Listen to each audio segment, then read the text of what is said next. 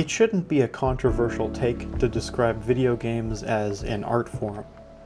Even the most basic, carelessly slapped together shovelware is a melding of music, sound design, cinematography, 3D modeling, and much more.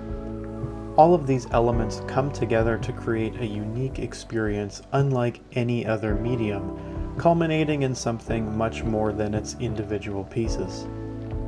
These days, I think people are more willing to see games as an art form, but this wasn't always the case. You don't have to go back very far in time to hit a point where it was seen as a more disposable form of entertainment. Something unworthy of preservation, unlike literature, music, or movies. For far too long, what is now humanity's favorite pastime was written off as a mere pacifier for children, something to be discarded once reaching maturity, to be forever forgotten and lost to time. This careless attitude has unfortunately resulted in a black hole of preservation, despite the best efforts of some historians. You may have seen the headline going around lately that a staggering 87% of games have been lost to time. Let that sink in. Only 13% of all video games released before 2010 have been preserved. Here's a quote from the Video Game History Foundation's co-founder, Kelsey Lewin. For accessing nearly 9 in 10 classic games, there are few options. Seek out and maintain vintage collectible games and hardware, travel across the country to visit a library, or piracy. None of those options are desirable, which means most video games are inaccessible to all but the most die-hard and dedicated fans. That's pretty grim. Imagine if the only way to watch Titanic was to find a used VHS tape and maintain your own vintage equipment so that you could still watch it.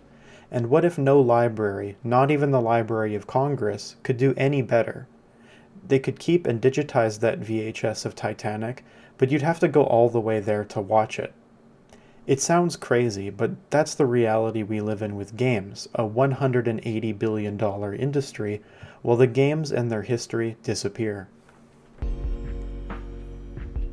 A massive roadblock in the preservation of classic games is the infamous Digital Millennium Copyright Act, which prevents people from making and distributing copies of DRM-protected digital content.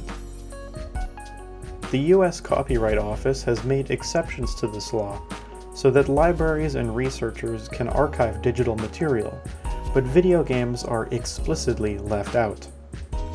Game companies themselves also have shown repeatedly that they cannot be trusted to preserve their own work, which to me is particularly baffling.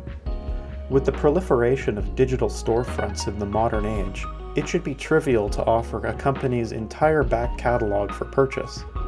It's not like Nintendo is making any money from someone buying that used copy of Earthbound on eBay for hundreds of dollars, so why not offer it for $10 on the eShop? And when a new console releases, all the retro digital titles offered on the old shop should just be moved to the new one. There's no good reason for this not to be the case. On that note in particular, here's another quote from Kelsey. When the eShop shut down, the availability of the Game Boy library, the number of available Game Boy games, went from something like 11% to 4.5%. The company wiped out half of the availability of the library of Game Boy games just by shutting down the Nintendo eShop. And that's not even a slight against Nintendo. There just shouldn't be one point of failure for that many games. You know, it's wild that doing something like shutting down the shop can take that many games out of release entirely. This is especially depressing given the downward spiral of quality in modern games that I mention so often in my videos. And judging by some of my younger viewers' comments, their lack of exposure to fantastic retro titles has led them to believe that the current bug-riddled microtransaction hell we are currently in is somehow preferable. Please believe me when I say that, as a whole, if we step out and look at the big picture, we are currently in the worst time in gaming history so far. What's worse is that those of you who are interested in experiencing the past are required to have very deep pockets to do so. Ever since 2020, retro game prices have skyrocketed, and unlike other markets, they've refused to come back down to earth.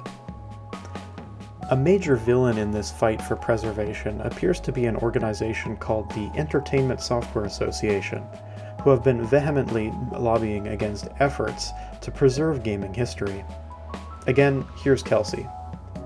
The ESA has basically opposed all of these new proposed exemptions. They've just been like, no, that will hurt our bottom line, or that will hurt the industry's bottom line. The ESA also says the industry is doing plenty to keep classic games in release, pointing to this thriving reissue market. And that's true, there is a thriving reissue market. It's just that it only covers 13% of video games, and that's not likely to get better anytime soon. A copyright hearing is set for 2024 to propose exemptions for video games. Should this be fruitful, video games should become available on digital library apps like Libby alongside books. While this would be a step in the right direction, I have little faith in the US government to be this forward-thinking. As always, I'd love to hear from you in the comments. What do you think? Are you hopeful for the future, or is gaming doomed to forever be filled with lost media? If you like this video, please consider subscribing to my channel. It would mean a lot to me. My goal is to hit 1,000 subscribers, and when I do, I'm going to do a full game room tour you won't want to miss. Until next time, thanks for watching.